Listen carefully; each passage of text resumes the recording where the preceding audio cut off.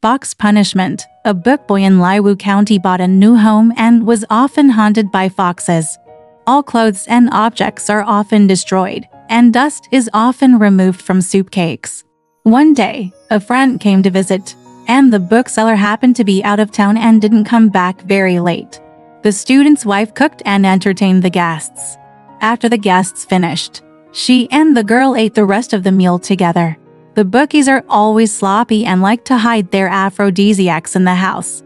At some point, the fox put the aphrodisiac in the porridge. When the woman eats, she smells a musk and asks about her teenager, who says she does not know. When the woman finished eating, she felt burning and couldn't bear it for a second. She forced herself to suppress it, and her desire became stronger.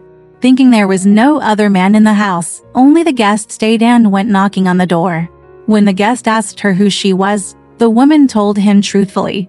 When the guest asked her what she was going to do, the woman did not answer. "Your husband and I are close friends, and we are afraid of such animal behavior." The guest pleaded guilty. The woman couldn't leave. The guest scolded, "You've lost all my friend's moral articles," spitting at her through the window. The woman was so ashamed that she returned to her room. So I thought, how could I do something like this? Suddenly thinking of the musk in my bowl. Is it my husband's aphrodisiac? She scrambled to check the anti-aphrodisiacs in her paper bag and scattered them over a table, in pots and wine glasses. The woman usually knew that drinking cold water would relieve her, so she drank it. After a while, I felt sober and ashamed. She had been lying in bed for a long time, and had become even more exhausted, more worried that it would be difficult to see people after dawn. So she cut off her clothes and hung herself. When she found out, she saved her from death. It's when the sun comes that you have a faint breath.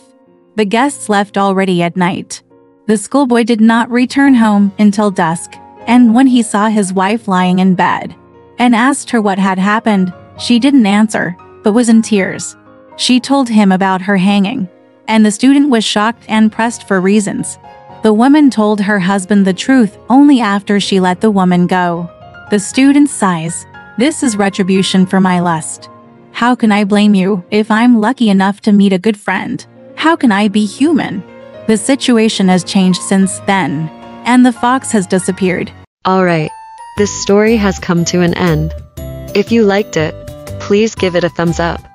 Thank you.